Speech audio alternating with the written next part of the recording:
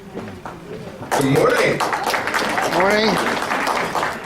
I was raised in the black church and we do this call and response. So let's try that one more time. Good morning. Good morning. I flew up from Los Angeles today just to be with you all. It has been an honor to kind of walk around and introduce myself and say hello to all of you. My name is Cameron Onuma and I have the great pleasure of representing our United States Senator Diane Feinstein. As her political director, I spoke with her last night. She gave me 2 minutes. She said, I'm busy. I said, told her what I was going to be doing today, and she said, well, do a good job. And I said, no, Senator, you do a good job. And from what I can see as we speak, she's not here right now because she is in Washington, D.C., standing up for a very serious situation. A member of this community, a professor from Palo Alto, was a victim, and she is making sure that that woman has an opportunity to be heard. Other women ought to have an opportunity to be heard. And so with that, I just hope you will pardon her tardiness or her absence this morning. I'm going to go into some prepared issues I want to cover, but I want to start off by just correcting the record on something very quickly. It was just insinuated that Senator Feinstein was a supporter of Prop 187 in 1994. As many of you all know, the reason we had Pete Wilson as governor is because California messed up in 1990, didn't make Diane Feinstein governor.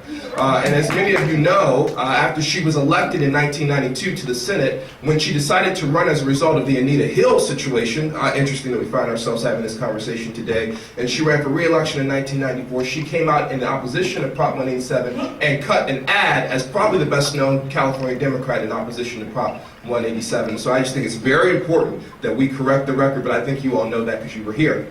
I was going to go into this long talk about the Senator's record on aging issues and issues that you all asked us to cover today, and then I decided you have no reason to listen to me. Why don't I read a letter from a man named Max Richmond.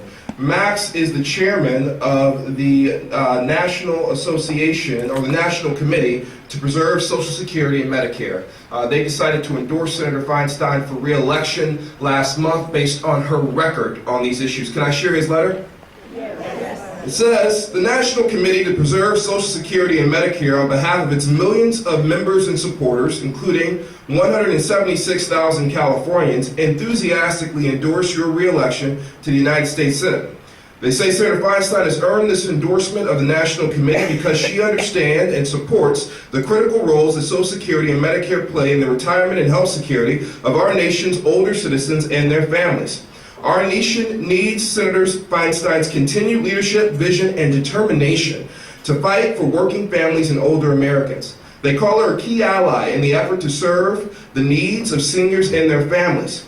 They say that she appreciates Social Security benefits. She appreciates that Social Security benefits are modest. On average, as you all know, $15,465 annually. And even lower for women, who most often have their working careers interrupted for family caregiving. They say Senator Feinstein appreciates, too, that Social Security benefits are earned and that Social Security has not contributed one dime to our nation's debt, unlike the president's tax bill. You recognize fully that Medicare is crucial to the health of older Americans, many of whom cannot afford higher out-of-pocket costs. 1/2 of all Medicare beneficiaries had incomes below $26,200 per person in 2016. They say Senator Feinstein's support of efforts to ensure the solvency of Social Security and Medicare hospital insurance trust funds, to provide adequate funding to Social Security Administration, and to establish meaningful Medicare prescription drug programs. This is allowing Medicare to negotiate lower drug prices that are hurting a lot of folks in this room. And your unflagging opposition to Social Security and Medicare privatization schemes are a matter of record. You are among the sponsors of the Patient Right to Know Act, prohibiting prescription drug price gag orders on pharmacists. This is an important bill endorsed by the National Committee. They say the senator's legislation amending the Internal Revenue Code to expand the premium assistance tax credit will assist individuals and families seeking to purchase much-needed health insurance coverage. And importantly, the senators work to eliminate the restriction on the Department of Health and Human Services to negotiate drug prescription prices must continue. With a 100% rating On issues affecting seniors and their families, the National Committee members and their supporters want Senator Feinstein to continue protecting and enhancing Social Security and Medicare in the United States Senate. So that's just from someone who works every day on these issues on Senator Feinstein's record. But it goes deeper than that. You all talked about federal programs to help seniors beyond Social Security and Medicare. Senator Feinstein has been an advocate for $400 million for job training programs for seniors, so that people like my mom, who's not quite a senior, but in her late 50s, who became unemployed as a result of the Great Recession and has been chronically underemployed as a result of it, can build her skills back up, because we all know that just because you're aging, it does not mean that you don't have anything to offer to the American workforce or to the American economy.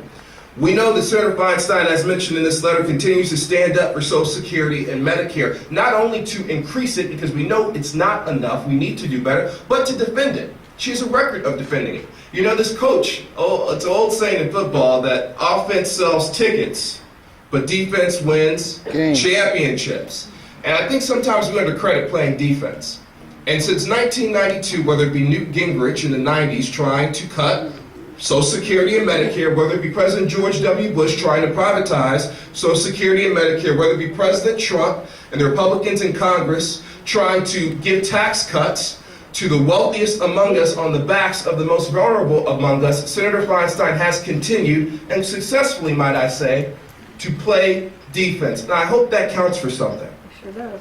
But there's also, you know, I come from Los Angeles, as I mentioned. Los Angeles is the capital. Mr. De Leon's also from Los Angeles. Homeless veterans. I know we have some veterans in the House. I heard them talking earlier. No one should serve our country and sleep on the streets. The largest, amen. The largest VA facility in the United States is in Los Angeles, the West Los Angeles VA.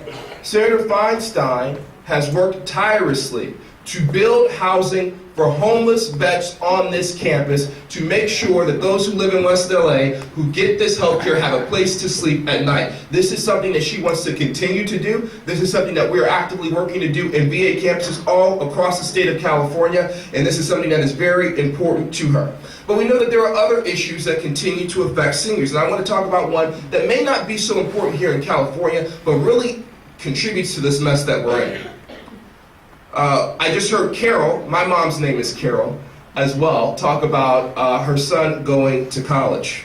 Carol, you should know that when I went to college, my mom walked around the house and she forgot that I wasn't there. So she'd be like, "Oh, Cameron," for cricket. So she got a dog who she loves a lot more than me. Voting rights. I want to talk about voting rights. Because Hillary Clinton ought to be president of the United States. But what happened was, in states like Wisconsin and Florida and other states, over the past couple of years, Republican legislatures have put voting restrictions on the books. So people like my grandmother, who goes to church every Sunday but does not drive, they have eliminated Souls to the Polls programs in many important swing states, limiting seniors' abilities to get rides to the polls. They have put voter ID laws on the books. So many seniors who may not have been born in hospitals many decades ago do not have driver's license, A, because they do not drive, and it is a burden for them to have to go through the process to prove that they were born here in America, which we all know that they were. And so seniors, I think something that is important for Senator Feinstein, the ranking member on the Senate Judiciary Committee, and if we do this the way I think we ought to do this, she'll be the chair of the Senate Judiciary Committee next Congress. Voting rights is very important, to make sure that seniors in other states are not prohibited from casting their ballots, as Republicans in the legislatures all across these states have continued to do. And if you look at what happened in Wisconsin, if you look at what happened in Michigan, that may be the reason why this crazy man is in the White House. Criminal justice reform. Talk about Pete Wilson, as came up earlier today. You know, because of the three strikes laws that were on the books in California in the 1960s, 70s, and 80s, we have an aging prison population in California. California's prisons are really becoming assisted living facilities. And so I hope that our state legislature engages in a conversation about how to address the needs of aging prison population. And finally, I want to talk about the cost of rent. I know I have 30 seconds. My grandmother lives in South Central Los Angeles. She lives on $2,000 a month. Her rent is $1,500 a month. And if it wasn't for our family, she'd be in a whole lot of trouble. And that's why Senator Feinstein signed on to a bill with Kamala Harris to allow folks to get tax credits if your rent is in excess of 30% of your income. And with that, I look forward to talking to you, answering your questions. Thank you for having us.